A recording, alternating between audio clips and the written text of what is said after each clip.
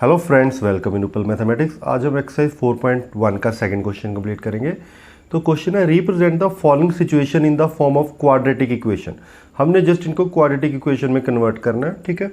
तो हमारे पास फर्स्ट क्वेश्चन है the area of the rectangular plot is 528 metre square, the length of the plot in metre is 1 more than twice its breadth, we need to find the length and the breadth of the plot. हमने just quadratic equation बनानी है जिसकी help से हम length and breadth find out कर सके। तो सबसे पहले हम क्या करेंगे, late breadth of plot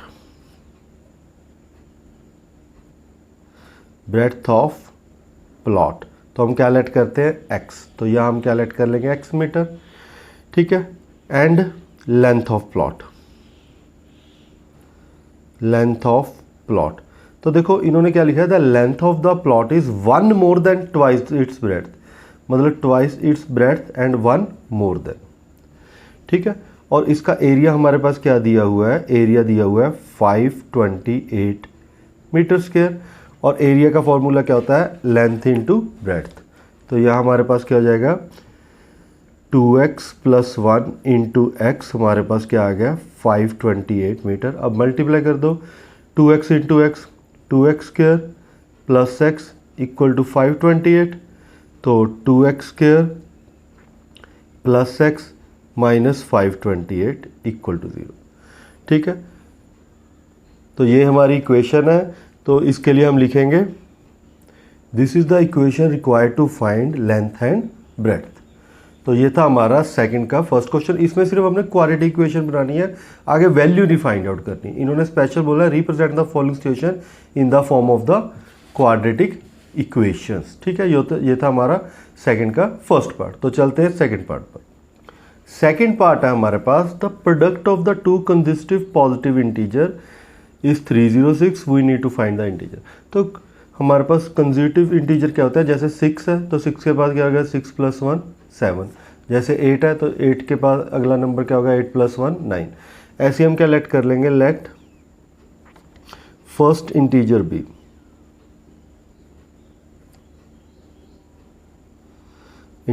B x, तो सेकंड इंटीजर क्या होगा हमारे पास,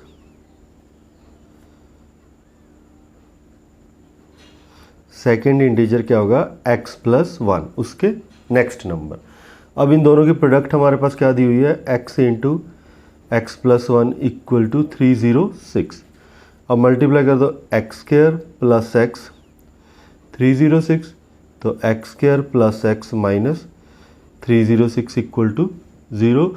this is the required equation to find the consecutive integer, ठीक है। तो ये इक्वेशन के साथ हम कंसिस्टिव इंटीजर फाइंड आउट कर सकते हैं। This is the required equation to find the consecutive integers. तो ये था हमारा सेकंड का सेकंड पार्ट। तो चलते हैं थर्ड पार्ट पर। थर्ड पार्ट है हमारे पास Rohan's mother is 26 older than him, the product of their age in years 3 year from now will be 360, we would like to find Rohan's present age, ठीक है। तो सबसे पहले हम क्या लेट करेंगे, let Rohan's present age, let Rohan present age. तो इसकी एज हमने लेट कर ली x ईयर्स, तो उसकी मदर्स की एज क्या होगी, देन हिज मदर्स एज, तो उसकी मदर उससे कितनी बड़ी है 26 ओल्डर, यानी x प्लस 26 ईयर। तो इन्होंने बोला after 3 year, after 3 year the product of their age. तो रोहन की एज आफ्टर 3 ईयर हमारे पास क्या होगी x प्लस 3, और रोहन की मदर की क्या होगी x प्लस 29, और इन दोनों की प्रोडक्ट हमारे पास क्या दी हुई है 360।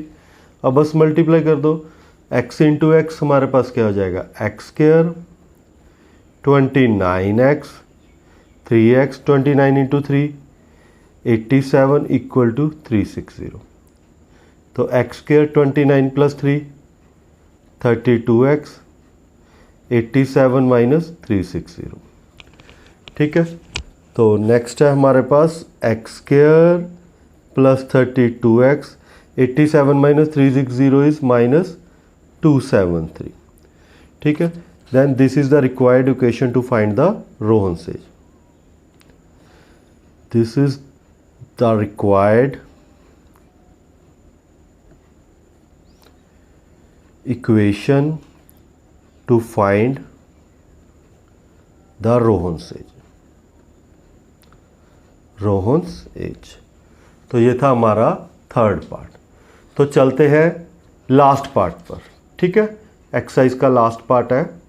तो फोर्थ क्वेश्चन हमारे पास, a train travel a distance 480 kilometre at a uniform speed if the speed had been 8 kilometre less. अगर स्पीड हम लेस कर देंगे तो टाइम ज़्यादा लगेगा। Then it would have taken 3 hour more to cover the same distance. We need to find the speed of the train. तो इसके लिए हमने क्वाड्रेटिक इक्वेशन बनानी है। तो सबसे पहले हम क्या लिखेंगे, let the speed of train, let the speed of train x kilometre per hour, ठीक है। एंड डिस्टेंस हमारे पास क्या दिया हुआ है, डिस्टेंस तो वही रहना है, चाहे आप स्पीड कम करो या ज़्यादा करो, डिस्टेंस वही रहेगा 480 किलोमीटर, ठीक है। तो time in normal speed, time in normal speed, तो टाइम कितना लगेगा नॉर्मल स्पीड पे, तो हमारे पास, ठीक है, टाइम का फॉर्मूला क्या होता है, डिस्टेंस अपॉन स्पीड। टाइम का फॉर्मूला क्या होता है, डिस्टेंस अपॉन स्पीड। तो कितना टाइम लगेगा, 480 डिवाइड बाय एक्स आर, ठीक है। फिर अब न्यू स्पीड, ठीक है, न्यू स्पीड कितनी होगी, क्योंकि 8 किलोमीटर हमने स्पीड कम कर दिया, तो न्यू स्पीड क्या होगी, x minus 8 kilometre per hour. अब टाइम भी नया लगेगा, ठीक है, तो न्यू टाइम, डिस्टेंस तो वही है, तो टाइम हमारे पास आएगा 480 divide by x minus 8 kilometre per hour. अब अगर हमने स्पीड कम की है तो टाइम तो नेचुरल ज़्यादा लगेगा, ठीक है, टाइम ज़्यादा लगेगा, तो इसमें से इसको सब्ट्रैक्ट करेंगे तो कितना फ़र्क आएगा हमारे पास, 3 आवर्स का, ठीक है। तो हमारे पास क्या आ जाएगा, 480 divide by x minus 8 minus 480 divide by x equal to 3। अब हमने इस इक्वेशन को सॉल्व करना है। अब इक्वेशन को सॉल्व करने के लिए पहले तो देखो 480 कॉमन आ रहा है, तो 480 को मैं कॉमन निकाल देता हूँ। तो यहाँ क्या रह गया, x minus 8 1 upon x equal to 3। यहाँ x एलसीएम, इधर x इधर मल्टीप्लाई और x माइनस 8 और डिवाइड में आ जाएगा x into x minus 8 equal to 3, ठीक है। अब ये आ जाएगा हमारे पास 480 x नेगेटिव x प्लस 8 और नीचे ब्रैकेट्स को मल्टीप्लाई कर देते हैं, x square minus 8x equal to 3। अब ये x और x कैंसिल। अब हमारे पास क्या आ जाएगा, 480 इंटू 8 डिवाइड में x square minus 8x equal to 3, ठीक है। तो 480 इंटू 8 हमारे पास क्या आ जाएगा, 3840 और डिवाइड में x square minus 8x equal to 3/1। अब क्रॉस मल्टीप्लाई करेंगे, हमारे पास आ जाएगा x square minus 8x into 3 equal to 3840। अब x square minus 8x 3840 divide by 3। अब इसको 3 के साथ कैंसिल करेंगे, हमारे पास 3 1 द 3, 3 2 द 6 और 3 8 द 24। तो ये हमारे पास आ जाएगा x square minus 8x minus 1280 equal to 0, ठीक है। Hence equation is required, hence equation 1 is required equation to find the speed of the train. तो ये था हमारा लास्ट क्वेश्चन, ठीक है। तो इस तरह हमारी 4.1 एक्सरसाइज कंप्लीट होती है। अगर आपको एक्सरसाइज अच्छी लगे या समझ लगे अच्छी तरह से, तो चैनल को सब्सक्राइब कर दें और अपने फ्रेंड के साथ शेयर कर दें। Thanks for watching and subscribe the channel.